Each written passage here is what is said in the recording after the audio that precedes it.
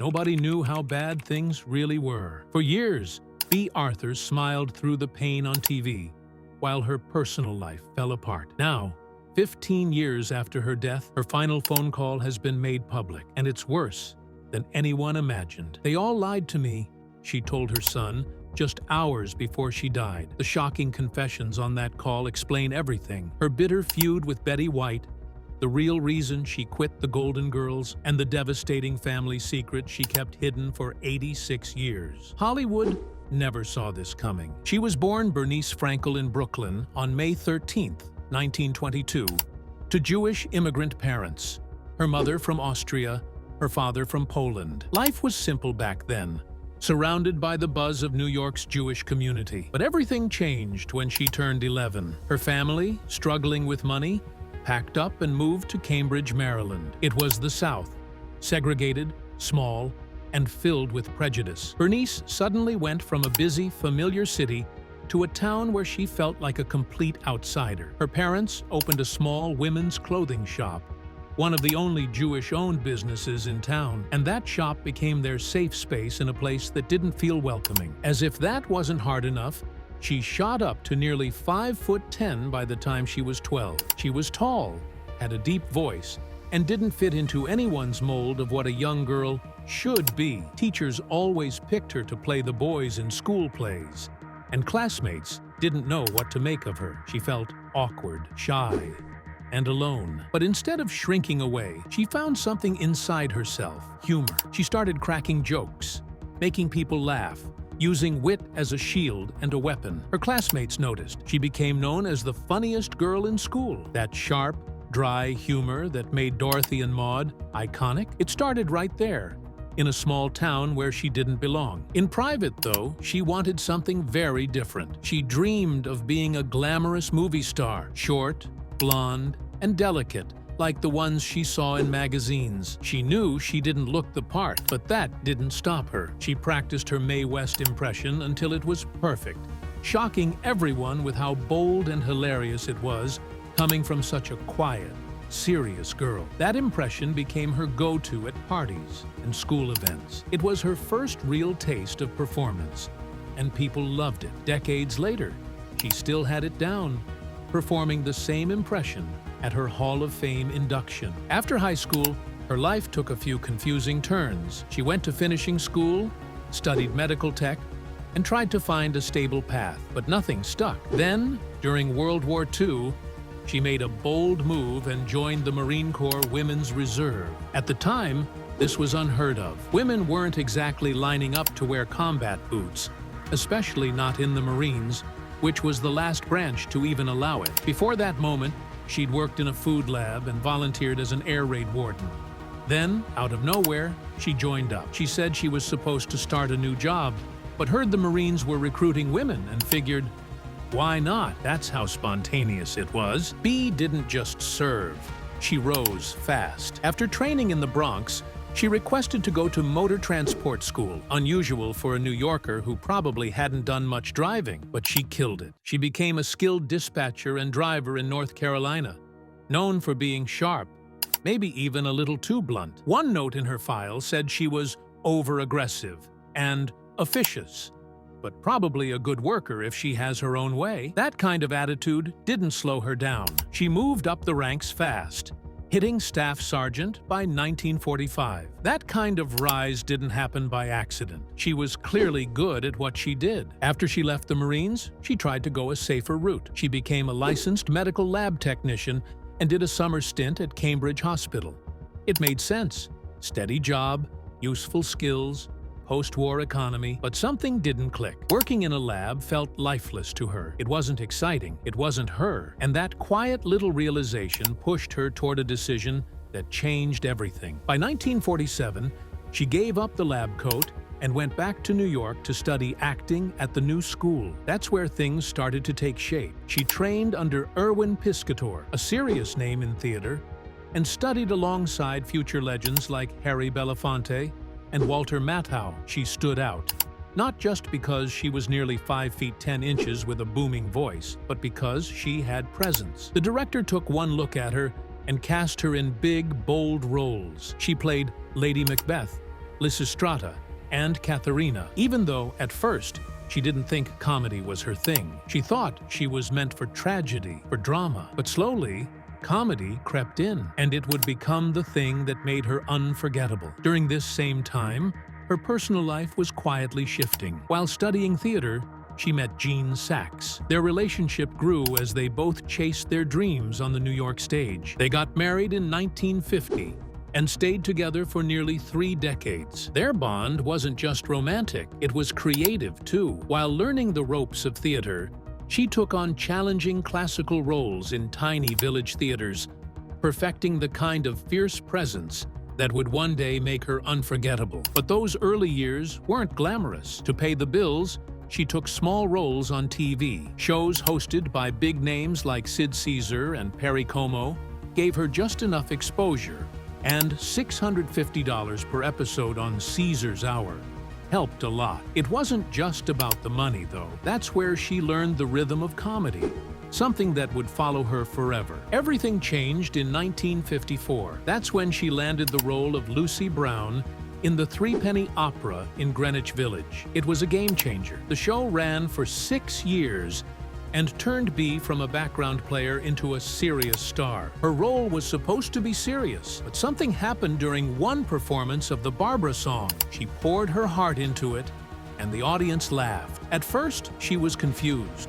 Then it clicked. That was the magic. That was comedy. From then on, Bea understood how to deliver drama and humor in one punch. Her performance was even recorded on Decca Broadway, capturing the biting wit in her voice that became her signature. This wasn't just a hit show. It was the moment she truly arrived. And during this same time, she was learning from the best. Working alongside Lotte Lenya, Kurt Weill's widow and a Broadway legend, was like taking a masterclass every night. Lenya had a quiet power on stage, one that didn't beg for attention but demanded it anyway. Bea studied that. She remembered how Lenya could step on stage, stay still, and make everyone look at her. That kind of control shaped Bea's style. Decades later, when Bea was 77, she returned to that same stage to perform Lenya's role. It was a full-circle moment she cherished deeply. She often said she wished Lenya had written a memoir. That collaboration meant everything to her. What most people never knew was that during all this stage success, Bea had a secret life as a nightclub singer. Between plays, she performed at the Blue Angel, a small but prestigious club in Manhattan. It wasn't glamorous, the room was tight, the stage was simple, and the spotlight was unforgiving. But that's what made it powerful. Every night, she learned how to control timing, how to hold silence, how to hit every word just right. She shared the stage with names that would later become legends, like Barbra Streisand and Charlotte Rae. The Blue Angel wasn't just a side gig, it was her training ground. In 1964, she made her Broadway debut as Yente the Matchmaker in Fiddler on the Roof. But even before the show officially opened, the director Jerome Robbins pulled her aside and told her something that crushed her spirit. He said her character wasn't central to the story and needed to be cut down. It wasn't personal.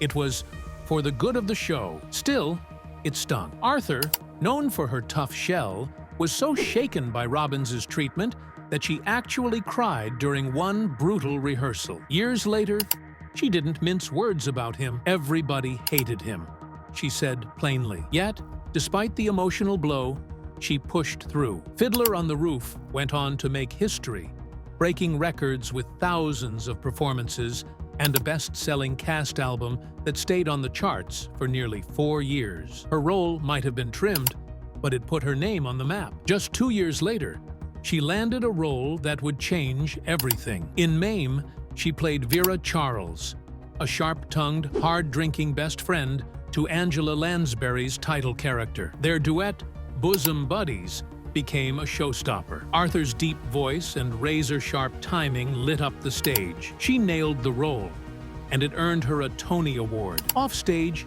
something special happened too. She and Lansbury formed a friendship that would last a lifetime. Arthur would later talk about it in her one-woman show, remembering those days with real affection. Years later, she reprised Vera Charles for the film version, but this time, things didn't go so well. Lucille Ball played Mame, and the movie bombed with critics. Still, the role itself had already become part of her identity. Funny, biting, yet full of heart. When picking songs for her later shows, she made sure to include ones that let her show both sides, the fierce wit and the emotional depth she'd mastered in Maude. Bea Arthur was already a well-known stage actress when something unexpected happened in 1971. Norman Lear, the man behind All in the Family, asked her to guest star as Maude Findlay, an outspoken, sharp-witted feminist who could go head-to-head with Archie Bunker. She wasn't just a guest. She stole the show. Everyone noticed, even CBS execs, who immediately wanted to build a whole new series around her. That series was Maude, and from the moment it hit screens in 1972, Bea Arthur became the voice of a bold, middle-aged woman who wasn't afraid to speak her mind. She played a 4-time married woman living in New York with her husband and daughter, and overnight, she became a symbol for women who had never seen someone like themselves on TV. But Maude didn't play it safe. In 1972, the show tackled abortion, before Roe v. Wade even passed. It was a 2-part episode called Maude's Dilemma, and it changed television forever. Her character was 47, suddenly pregnant, and unsure what to do. The story was raw and complicated. Neither she nor her husband wanted another child. But the decision wasn't easy. Her daughter reminded her how dangerous things used to be before abortion was legal. The episode didn't give a simple answer, and that's what made it powerful. It was the first time a lead character on primetime openly made this kind of decision. CBS was so worried about backlash, they asked the writers to add a cheerful, baby-loving neighbor just to balance things out. Even with 39 stations refusing to air it, millions still watched, and many wrote to Bea thanking her. Years later, she admitted she wasn't sure she'd make the same choice again, but she never forgot the impact it had. Even though the show was a hit and critics loved her, Bea didn't win a major award until 1977, 5 years in. When she finally took home the Emmy for Best Actress, it felt overdue. She had spent years tackling serious issues on screen: aging, harassment, medical problems, and more. She made it normal for women to talk about things nobody had dared mention in sitcoms before. But in true Bea fashion, she brushed it off. She said the award didn't matter much to her anymore. For her, it was always about the work, not the trophies. Still, that Emmy stood as proof that she had changed what it meant to be a woman on television. Not everything went smoothly, though. In 1974, Bea joined the movie version of Mame, playing the same role she had on Broadway, Vera Charles. But this time, it was a disaster. The film had a big budget, but it flopped hard. Critics hated it. Some said the movie had no heart, no music worth remembering, and no spark. Bea's performance, so strong on stage, felt awkward and exaggerated on the big screen. One review even joked she looked more like a drag queen than Lucille Ball, who starred in the lead role. Bea later said she regretted doing the film at all. It embarrassed her. And while Maude was flying high on TV, Mamie reminded her how quickly things could fall apart in Hollywood. Then, in 1978, she shocked everyone by quitting Maude. The show was still successful, but she was done. She said she felt boxed in and wanted to move on. After 6 seasons, she was ready to breathe. Her son later said she just wanted time to relax. She had given the show everything she had, and instead of dragging it on until it faded out, she chose to leave while it was still strong. That same year, her marriage ended too. It was a turning point, a fresh start. Bea had always done things on her own terms, and ending Maude was no different. It wasn't about ratings, it was about integrity. After Maude ended in 1978, Bea Arthur didn't jump straight into another hit. Instead, she hit a rough patch. Despite being one of TV's most recognizable stars, Hollywood didn't quite know what to do with her anymore. The shows were changing, tastes were shifting, and suddenly, Bea's sharp, liberal style didn't fit in with the sillier, more escapist sitcoms taking over the airwaves. She tried a few things: guest appearances, some theater work, even a new sitcom, but nothing stuck. For years, it felt like she was just waiting for the next big thing. At the exact same time her career stalled, her personal life also began to fall apart. In 1978, The same year Maude ended, Bea's 28-year marriage to Gene Saks came to an end. They had worked together professionally, and they had raised 2 adopted sons. So the split wasn't just emotional, it tore through both her home life and her professional world. Unlike her brief first marriage decades earlier, this one had defined most of her adult life. After the divorce, Bea never remarried. She embraced being single and leaned into the independence she had once only played on screen. When the chance came to star in a new show, Amanda's, in 1983, she took it, but it turned into a disaster. It was supposed to be the American version of Fawlty Towers, the hit British comedy, but something got lost in translation. Mainly, the entire point of the original. The role didn't feel right. The character wasn't clear. Even Norman Lear, the man behind Maude, told her bluntly, "You're not playing anything." The show got cancelled after just 10 episodes, and Bea walked away from it, disappointed and frustrated. That same year, another strange project popped up in her life, one that nobody expected. Bea Arthur in the Star Wars Holiday Special. Yes, really. She played a bartender in a galaxy far, far away, and even sang a number to close out a Tatooine cantina. The special aired once, was panned by everyone, and then vanished into legend. But somehow, Bea's odd little scene became a highlight. Fans later said she was the only part worth watching, and decades later, her character was even made official in Star Wars canon. While all this chaos unfolded, Bea started turning inward. TV had become unreliable, so she quietly began building something of her own, a one-woman show. She wanted to sing again, tell stories her way. With the help of her friend Billy Goldenberg, she began piecing it together, drawing from moments that had shaped her early career. One song in particular, Pirate Jenny, stayed with her since the 50s, and she was determined to perform it her way. Bea Arthur didn't want to be Dorothy Zbornak. When the offer came in for the Golden Girls, she turned it down immediately. She had already done her time on Maude. 7 seasons of being sharp, loud, and in charge. The last thing she wanted was to fall back into another long sitcom run, especially when she heard Rue McClanahan and Betty White were already in. Her first thought, this was just going to be Maude and Vivian meet Sue Ann Nivens. Same roles, same routines, no thanks. But Rue changed everything. She told Bea they'd flip the script. Betty would play the sweet, naive one this time, and Rue would be the man-hungry Southern belle. That twist made Bea pause. She read the pilot, and it was smart, adult, hilarious. She called back and said, "All right, I'll get off my ass and do it." That moment sealed one of the most iconic casts in TV history. One of the weirdest things behind the scenes was Bea's relationship with Estelle Getty. Estelle played her mother, the brutally blunt Sophia. But in real life, Estelle was actually younger. To pull it off, the makeup team had to spend an hour each day aging her up with wigs and prosthetics. Originally, Sophia was just a side character. But once producers saw the fire between her and Bea on screen, that changed instantly. The sarcasm, the eye rolls, the timing, it was pure magic. You'd never guess they were nearly the same age. By 1988, Bea's performance was getting serious recognition. That year, she finally won the Emmy for Best Lead Actress in a Comedy. She'd lost twice before for the same role, but now she stood alongside Betty, Rue, and Estelle, all of them eventual Emmy winners. Few shows in history could say that every main cast member had their own statue. It proved the Golden Girls wasn't just popular, it was respected, and Bea, with her biting wit and layered performance, was at the heart of it. Now, Bea had her quirks, and one of them was so odd, it ended up in her contract.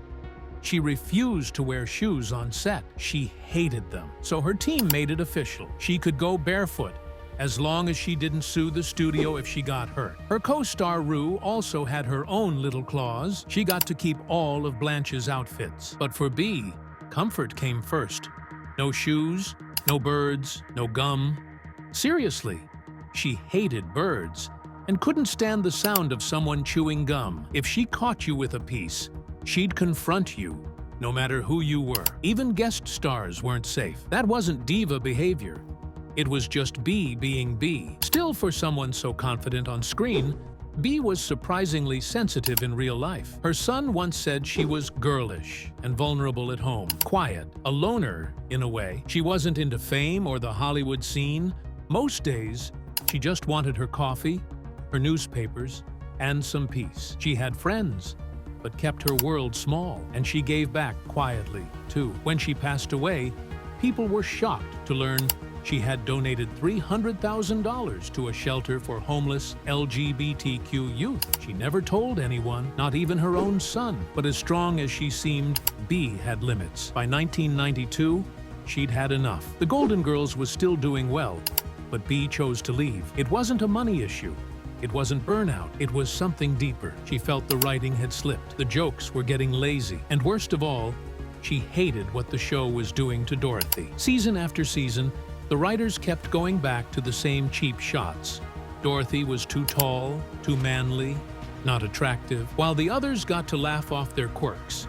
Bea took it personally, and it hurt. Jokes about her appearance felt like punches to the gut, so she asked to be written out. In her final episode, Dorothy got her happy ending, married and moving on. It was a graceful exit, exactly the way Bea wanted it. But not everything behind the scenes was graceful. The feud between Bea and Betty White became legendary. They were complete opposites. Betty was bubbly, always smiling, always chatting with the audience. Bea hated that. To her, it felt unprofessional. She wanted focus, theater discipline. Betty wanted warmth.